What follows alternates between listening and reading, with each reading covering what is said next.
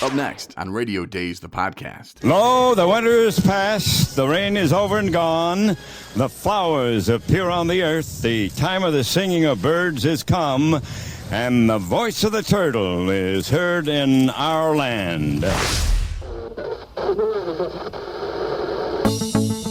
Greetings and salutations, and welcome to Radio Dayz, a podcast radio program that delves into the world of terrestrial radio.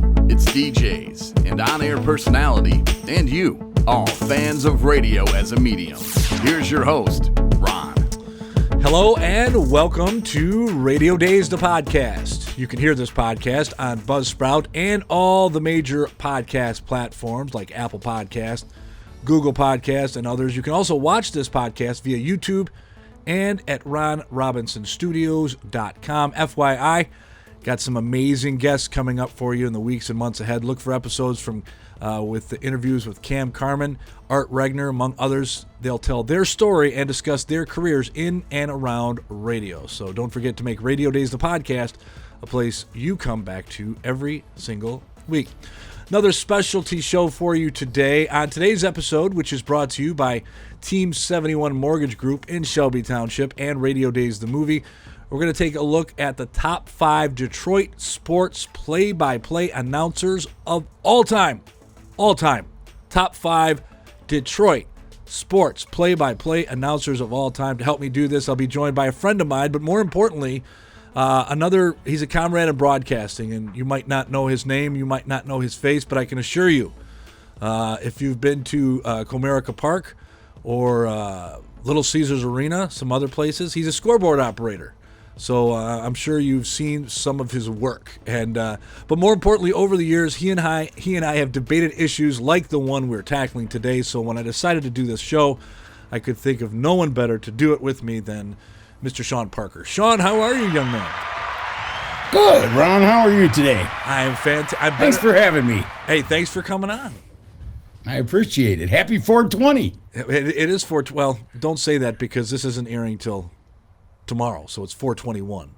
Happy 421. Happy 421. There you go. Sorry I missed you on 420. And as I mentioned, this is an issue that, Shawn, you and I have discussed, because we used to, Shawn actually got me a cool job back in, I think it was 2007. I ran the ribbon boards at Comerica Park.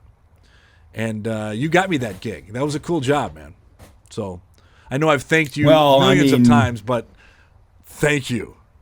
You're welcome, Ron. It wasn't me though. I just pushed your name ahead to somebody. Well, I appreciate that. And because that season there was a couple highlights, and two of them happened on the same weekend. One was JV's no-hitter, his first no-hitter against the Brewers. Great day. We were there for that. And I can't remember if it was a game before that or a game after that where we just had a ball because we normally we would listen to the Detroit Tigers broadcast of the game.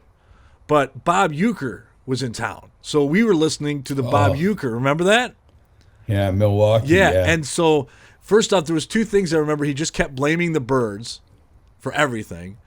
But but the thing was we were waiting to see how long we would have to wait before he would say just a bit outside. And I think it was the 4th inning if I'm not mistaken.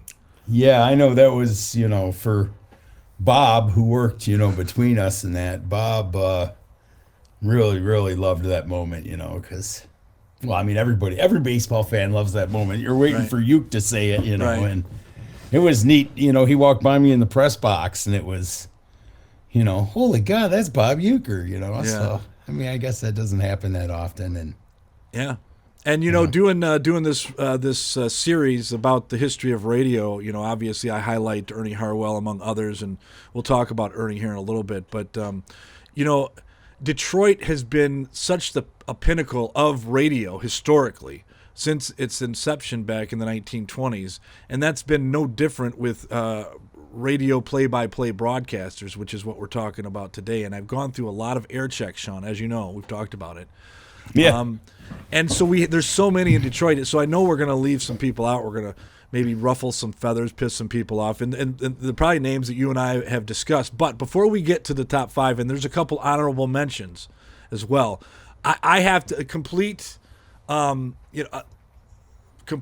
disclosure, Shawn. I'll just be honest to the people who are watching or listening. Shawn and I disagreed about a certain announcer because he believes that said announcer was more known for his TV work. Well, I contend that he deserves an honorable mention because early on in his career, he also served as a radio play-by-play man. Before you say anything, I'll let you respond. But first, I'm just going to play an air check from this man. Here we go. Take a listen. And it is home run! Home run for Gibson in the upper deck and the bleachers. He hit it a mile into the wind in deep right center field. Gibson has hit a 3-run homer in the bottom of the ninth. So what do you got to say about that?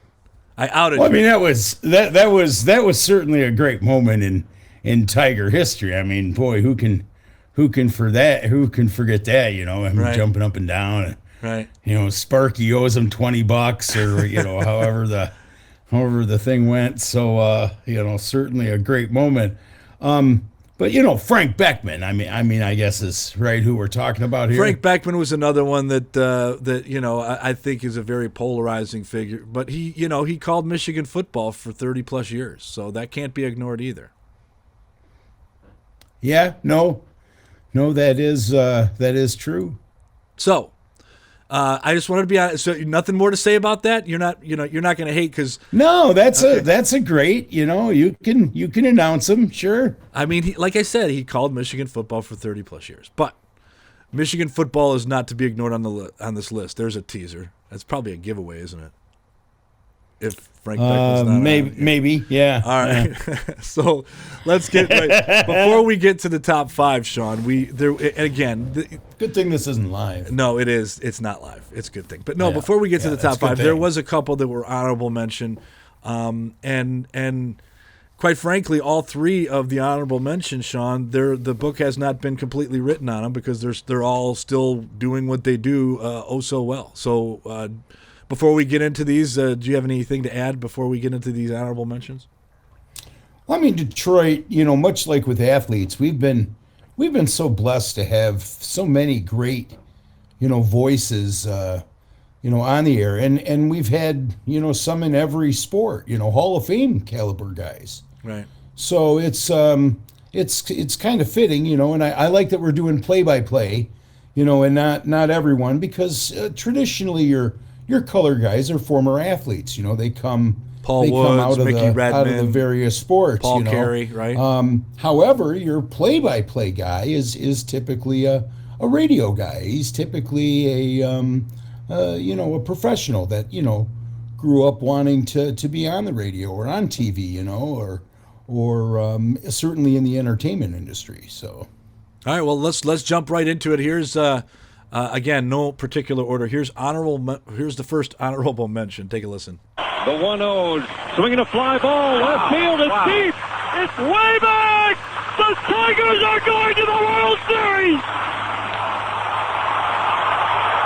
3-run walk-off home run! Oh, man! Odonia around third! He's into a box-seat at home! The Tigers have beat the A's 6-3, completed a 4-game sweep. I have to tell you, I didn't hear that live because I was actually at the game. yeah, me too. But that is just that's one of the best calls if you were a Detroit fan. You know, that's just fantastic. Well, I mean, Dan Dickerson has so many of them, you know, and he's really, you know, made that job his own. I mean, you look at some of the great names in Detroit Tiger history, that would be almost impossible to follow. And Dan's really done it hitting the ground running. You know, he from day one has just been a true professional and just a great guy. We're super lucky to have him here in Detroit. Yeah, and just even still, you know, over the last couple of seasons, we've gotten to see Miggy hit number 500 home run, and of course, his 3,000th hit. You know, he just continues to. I mean, his voice is baseball for an entire more than one generation. Iconic calls. Yeah, more than one generation. Absolutely. All right, so the next honorable mention represents a team that you're representing with your shirt there, Mr. Ken Kal. I think you're familiar with this guy's work. Love Ken. All right, let's. How can you not? Let's take a listen to a call by Mr. Ken Cal. Gonchar flips it over the line. Lidstrom fires it out to center ice. 5 seconds to go. Gonchar to Malkin over the Detroit line. Pushes it forward. Backhand for that's good to save. And the rebound slipped right through the goal mouth. Time will run out. And the Detroit Red Wings are the 2008 Stanley Cup champions. Wow, right? Chills, right? Yeah. Yeah, oh, chills, absolutely. Talking about another. I'm sorry. Talk about another guy replacing a legend. Oh, absolutely. And the great thing about Ken is he is a true hockey guy. He lives and breathes hockey. It's not like, hey, I saw a niche, and so I got into it because I'm an all-around sports guy. Like a lot of these guys are. They're, Ken's a hockey guy. Hockey's the one sport, though, that does typically, take a guy that's dedicated to that sport. Yeah, because you really almost have to talk in shorthand because the action is so constant. There's no lulls like there is in the other sports. I mean, even basketball, you're going to get a whistle every 10 seconds. Hockey is so fast. Yeah, certainly at the end of the game, but, the clock never stops. And in hockey, they get a 1 minute timeout each, That's a great point, Ron. That's true. You got any great Ken Cal stories? Because I know you've been around, that hockey team for a while now. He's a regular guy. He has a good time, and again, like I said, he's totally about hockey. Well, loves the game. Well, the equivalent on the football side, as the next honorable mention comes up, is you know what? I'm just going to let his voice. And before I tell you, this guy, I am a fan of this guy because. Much like everybody on this list, Shawn, this is the guy. This is how you want the guy to be as you listen to your favorite team. Does that make sense? Sure. Take a listen. Goff's back. Washington brings the pressure. Goff throws. It is complete to Swift. Falls down, gets back up and runs inside the 10. Oh my goodness, are you kidding me? To the house. Touchdown, Detroit Lions. From the seat of his pants to the end zone. Oh my goodness. 32, I see you. That is something else. Dan Miller. You got to love his enthusiasm. Ooh, I love Dan. He makes no secret about being a homer, right? I love it. Yeah, well, there is no secret.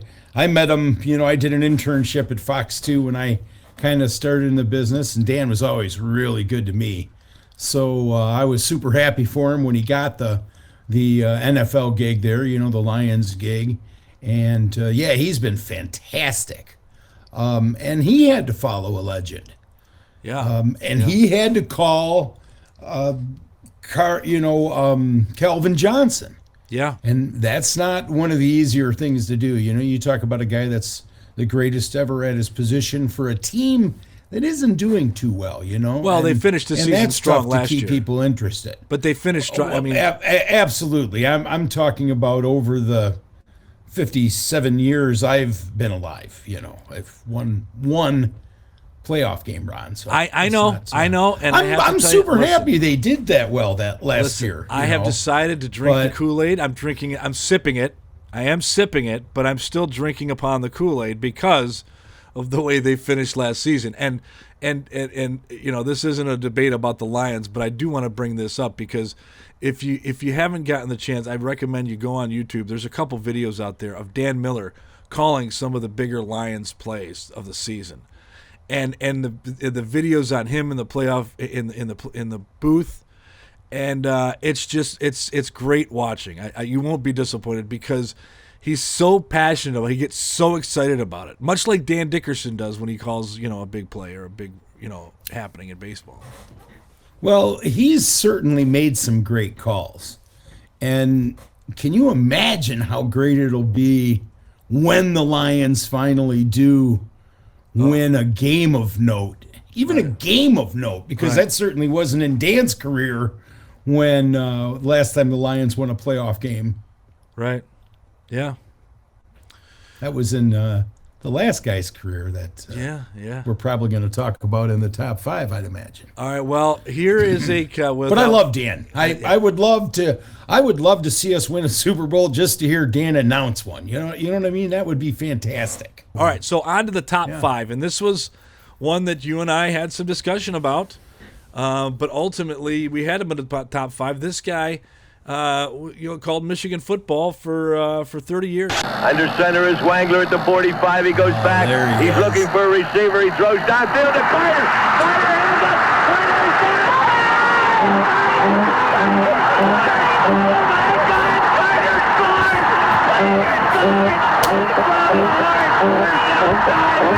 Look at those Wolverines. So I have to tell you, I was very torn between that clip and there's another clip that I found where the Wolverines miss a field goal, and you would have thought that somebody just called and said that his mother died. He was just crushed. And so that's another guy who was a homer, but that's Mr. Bob Ufer. That was the he was the greatest homer of all time. That was all time. That was the infamous John Wangler throw to Anthony Carter on the last play of the game, and that was an infamous horn. Because I guess that horn was used on General Patton's Jeep, and so he would blow that horn every time Michigan would score. That's what made him, yeah. But yeah, I mean, so that's one that we discussed. We kind of disagreed on Bob Ufer. You didn't really think he was top 5, did you? Well, no. Man, I can't believe you're calling me out on this one. I mean, Ufer's a legend, for God's sakes, But it's a college sports thing.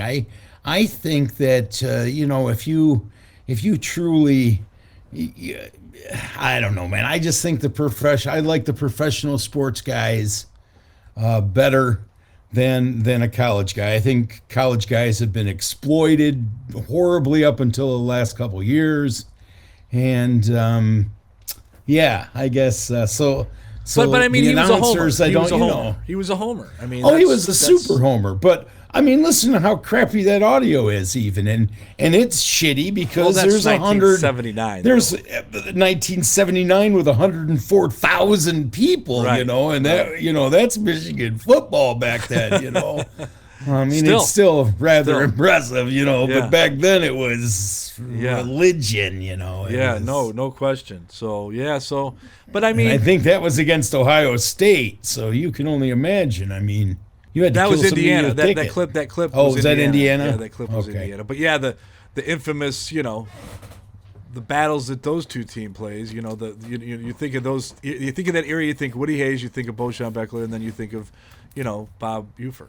So, and especially being an alma mater of WJR, you knew that he was gonna be on any list I was controlling. Come on, 30 years. I didn't even consider that. Yeah. You should have said that when you were making your argument. Well, I'd have let it go way easier. Was I being a little homerish? Well, in honor of the great Homer. But you didn't say anything, about the Superstation, I do what I can. The great voice of the Great Lakes, Yes. All right, so that's number 5. The number 4 was a tough clip to find because he has so many. He's been calling Pistons basketball forever. So here's a clip of Mr. George Blaha. Dumps it off inside for Hayes, and somebody's going to get ejected. Jonas was just drilled in the Adam's apple on a cheap shot by Robinson. Now, what kind of a foul is that? He's got to have a couple days off. Really ridiculous. Got that top 5 money. He can afford it, but he can't start. He's not even starting yet, even though he's a top 5 pick. Dumb move by Thomas Robinson. Stupid. And a cheap shot. So now that we let you know what we really think, the Pistons are within 3. I love that clip because it really encapsulates his everything about George Blaha. I mean, there's so many great calls of Pistons victories and stuff like that, but that to me, that was that's George Blaha. He's just the everyman. That's why everybody loves him. Yeah, he always hits it too. He always hits it out of the park. He's always, in the center of the jar, as they say. He rarely misses a point, and he's a pleasure to have. He called the bad boy era. He called the 05, 06 run. Going to work. So he's more than a one-trick pony, but he's the pace. I mean, he sets the pace, and he's very, very talented, very good at what he does. Well, you can't say, enough good things about him, and he's done it for so long. He is Piston basketball, I guess unlike the other ones is I don't recall another voice for the Pistons. You know what I mean? It's always been George in my universe, and I'm 57 years old, so right. I don't 2,000 yards, and he got it on a 2-yard carry. He needed to, he got to. It was not a dramatic carry, but that is probably highlights his character. Second down and 8 at the 44, 13-10 Detroit. Barry cut back. Now he's got it. 50, 40, 30. Look out. Right side 20, 15 to the 10, to the 5. He's well over 2,000 now. Holy mackerel, Aaron Glenn on the stop. Heck, who knows? He might catch Nickerson before it's all over. Holy mackerel. He was big for that phrase, or he still is. Holy, because he's still doing it. He's still doing it. Yeah, he's fantastic. I love Mark Champion. I guess Barry Sanders would be, my favorite athlete. And, we get opportunities, in the industry to walk by professional athletes from time to time. It's not like, we ever chat with them or anything like that. And, Barry Sanders is the only one that ever made me even the least bit, nervous or starstruck or, whatever you want to call it. And here Mark Champion had so many opportunities, and he took it so personal that he wanted every run to be better than the last run, if that's the way it was, because Barry was certainly capable of that. Yeah. And you got to love Mark, because again, he's a guy that didn't have a ton of wins. He didn't have a ton of big wins. Right. Well, he had Barry. Well, absolutely. Much like Frank Beckman was calling the Lions during the Billy Sims days, Mark Champion was doing it during the Barry days. Well, and it's so funny because Barry replays are so famous. There's so many of them. Everybody's got a top 10, and everybody goes to Mark Champion's highlights. Yeah. So you hear his voice all the time. Barry at the 5. Well, for me, what I remember about Mark Champion was Scott Mitchell's second or third year, and I think we were playing Cincinnati, and I heard. And I can't find this footage, so I can neither confirm or deny that this even happened. But in my head, in history books, this is how it went. Mitchell drops back to pass, throws it up. Oh, God, intercepted. That's like that actually came out of his mouth. Oh, God. Like, I think for a minute he forgot that he was on the radio, and he was like, oh, God, not again. I'm crying out loud. Can you stop, please, throwing interceptions? But I love when announcers, when they give you that.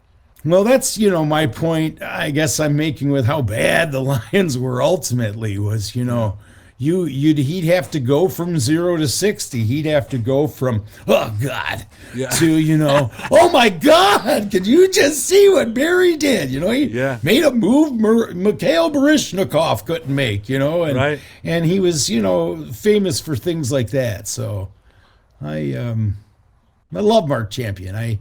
I think Dan Miller had a rough gig, and he's done fantastic. So, all right, are you off? Let's move on to number 2. Here we go. Eisenman turned around center ice. Puck bounces back into the Detroit zone. Konstantinov took a hit from Brindamore. Still made the play on it. Dug off the boards now and cleared ahead. Here now is McCarty up over the line. McCarty got by his man. He scores! What a play Darren McCarty made on Michel Petit, and then pulled Hextall completely out of the goal. And the Red Wings go into a 2-0 lead on a tremendous play by McCarty. Mr. Bruce Martin. Now, before we start talking too much about Bruce Martin, I want to specify that when Ken Kal finally hangs him up, his career may surpass Bruce Martin. But you cannot deny, for decades and decades, Bruce Martin was the voice of the Red Wings, and it was Red Wing hockey. He is Red Wing hockey. Yeah, absolutely. I mean, I loved Bruce Martin with Sid Abel, and the other, half his career was with Bud Lynch, and he did it for so long, and his voice is so iconic. His voice is Red Wing hockey. You just can't say enough good things about Bruce Martin. And, neither can you say that about Ken Kal, because that clip you heard was courtesy of Ken Kal, because Ken Kal was gracious enough to step aside and say, hey, Bruce, why don't you call the second period of Game 4? And that's what you heard. And so you don't think Ken Kal wants that on his resume, but I think that clip is a credit to both of those guys. Well, again, as I've said, Ken is a hockey guy, so I'm sure Ken was absolutely thrilled to be with Bruce Martin in that moment, right. And I'm sure that's the first thing Ken would tell you. So that was a cool moment to have him step aside and let Bruce call, a Stanley Cup moment like that. And Ken, that's a class act. And he's had many more. He's called some big moments in Detroit Red Wings. I mean, think about, 96 or, I mean, Bruce called some of those years when they wore paper bags on their head and things, the dead things and whatnot. I think when Mike Ilitch first bought the Red Wings, I think every night you went to a game, they gave away a car. I think I remember every weekend night. I think it was every Friday and Saturday, every big or Saturday night. and Sunday. Weekends, it was every weekend night they gave a car away. I remember those days. Because no one was coming to these games, man. But the Red Wings, they became hockey. But Bruce Martin was still, that iconic voice. And even when this team was not good, the fan base for the Detroit Red Wings is in the top 5 in professional sports. The wing fans are rabid. They love the team and they're going to support them no matter what. And Bruce Martin was that voice during a lot of lean years too, and pulled them through it. He made it worth listening to, made it interesting, made it fun, and kept it interesting. All right, so I think it should be clear that out of all the discussion we had on all these selections, the number one was no question. There was no question. Easy. You want to take any guesses who it might be? Any guesses? Here we go. Infield in double play depth for the Mariners. They've had a lot of ground balls so far today. Here's the pitch on the way. He swings and fouls it off. It'll reach the seats over back of the Tiger dugout. And the man from Walla Walla will take that one home. Right-hander against the right-hander. The outfield is straight up and deep on Fielder. He is the DH today. Swing. There's a drive to left. That one is long gone. Renicky off the bag at first. The pitch. He swings, and there's a fly ball to left. Here comes Herndon. He's there. He's got it. The Tigers are the champions of 1984.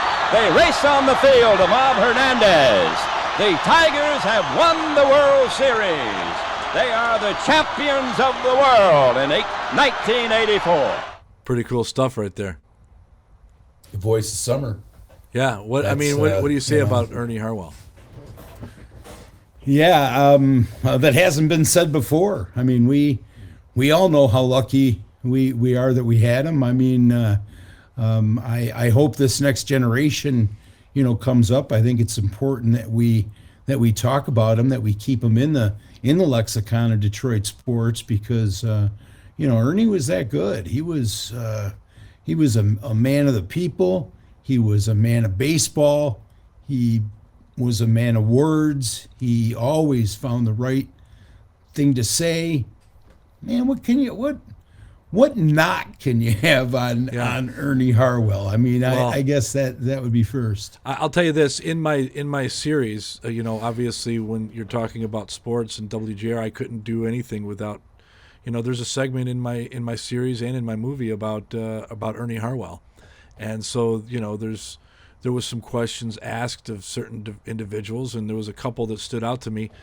First was Dick Purton. Dick Purton, National Radio Hall of Famer, a broadcasting legend to be sure. Went on and told me in the camera that Ernie Harwell is the best human being, the best broadcaster, the best friend he'd ever known. Yeah. What do you say about that? And then, another thing I remember is Sean Belegian talking about how when he started at WJR, that Ernie Harwell made a point to know his name. But here's the thing. When you talk to Ernie Harwell, and I know both of us have had discussions with Ernie Harwell at some point, when he's talking to you, he doesn't talk past you. He's talking to you. In the lunchroom, I'd see him, in his booth when, I'd walk by the booth and stuff, and he would always acknowledge you, always say, good morning, good afternoon, whatever, whenever it was, whatever kind of game we were at that day. He was just awesome. He would sign anything that people wanted him to sign. He was just the greatest. I mean, he truly, loved being the voice of the Tigers. It truly was, but just a small part of how good a man he was. Right. When he died, he left one of the greatest collections of baseball memorabilia, ever. And a lot of people don't know that, didn't get a chance to, see it, but impressive. And there's a whole generation that don't remember him even signing off for the last time. One of the clips, I did play a couple clips from Ernie, but I have a couple more that I want to share. This one is him actually signing off for the last time. This is Ernie Harwell. I believe it's in 2002. Take a listen. The Tigers have just finished their 2002 season, and I've just finished my baseball broadcasting career. And it's time to say goodbye, but I think goodbyes are sad, and I'd much rather say hello. Hello to a new adventure. I'm not leaving, folks. I'll still be with you, living my life in Michigan, my home state, surrounded by family and friends. And rather than goodbye, please allow me to say thank you. Thank you for letting me be part of your family. Thank you for taking me with you to that cottage up north, to the beach, the picnic, your workplace, and your backyard. Thank you for sneaking your transistor under the pillow as you grew up loving the Tigers. Now, I might have been a small part of your life, but you've been a very large part of mine, and it's my privilege and honor to share with you the greatest game of all. Now, God has a new adventure for me, and I'm ready to move on. So I leave you with a deep sense of appreciation for your long-time loyalty and support. I thank you very much, and God bless all of you. Wow. What a way to go out. Wow. But I got to tell you, something that does come back year after year, even though Ernie Harwell hasn't been with us. I can't believe it's been over since 2009 he passed, right? But I got to tell you, even to this day. I know that I know it was a super sad day around the park. That's for darn sure. Here's something that he would always air at the beginning of the season. Take a listen to Ernie. Lo, the winter is past, the rain is over and gone, the flowers appear on the earth, the time of the singing of birds is come, and the voice of the turtle is heard in our land. The voice of the turtle. How cool is that? That's absolutely awesome. That's awesome that you found that, Ron, because I think of that. I think it's a biblical scripture, to be honest with you. But I think of that every time I hear the name Ernie Harwell. He opened every season with that, and it was hope. We were undefeated at that point when we heard that, and baseball was ready. So I think I'm happy with the top five, and then even the honorable mentions. And I think you could make some arguments over who's where and move people around. But ultimately, I think I don't think anybody can top number one. No, how can you make an argument? No, absolutely not. And I mean, we're a big enough market that typically we don't get a guy here until they're rather proven. So as I've said a couple times in this podcast, we're fortunate that 1 through 50 are probably darn fine broadcasters. Well, I'm glad you brought that up because I had MLB network thing for a while. So when I'd go out of town, or even if I was, you could when they play somebody, you can listen to, for a while there, you could listen to the opponent's play-by-play announcer. And I can tell you, whenever we got hooked on the MLB network and it wasn't Dan, it was a nightmare because their guy always sucked. I'm not even making that. Like, even my wife would be like, wow, this guy's terrible. And my wife, she's like always going with the flow. But like, if it wasn't Dan, I'd be like, oh, why'd they give us Joe Blow from Cleveland? This guy's terrible. Get him out of here. It's boring. It's like, it makes me want to stop listening to the game. But no, we have been spoiled here with big time announcers at a very Super high level. spoiled. High level. Anything you want to add? Anything you want to add, Shawn Parker? Thank Absolutely. You for coming on. Well, I mean, there are certainly ones that we've left off, but I mean, I think everyone on our list, our Hall of Famers, are certainly in probably the top fives of their sports. So, to say that we're blessed is an understatement. And look how bright our future are. I mean, you look at those top, those three honorable mentions that we have. They're the three current guys, and our fourth is Blaha still. So, we got four pretty good play-by-play announcers here in Detroit, currently. What do you think? Did we leave somebody off? Did we put somebody where they shouldn't have been? Leave a comment in the comment section. Much appreciated. Shawn, I want to thank you for coming on to help me count down these top 5 Detroit radio play-by-play announcers of all time. Thank you, sir. My pleasure. Thanks for having me. Thanks again to Shawn, and thank you for checking out Radio Dayz The Podcast. Today's show is brought to you by Team 71 Mortgage Group. Are you looking to buy or refinance your home and have questions that need answers now? Call Brian Allure at 810-444-6466. Today's show is produced by Ron Robinson Studios. If you need professional marketing videos, professional photography, headshots, maybe you need drone content, head over to ronrobinsonstudios.com. You can also hear previous episodes of Radio Dayz, the podcast, there as well.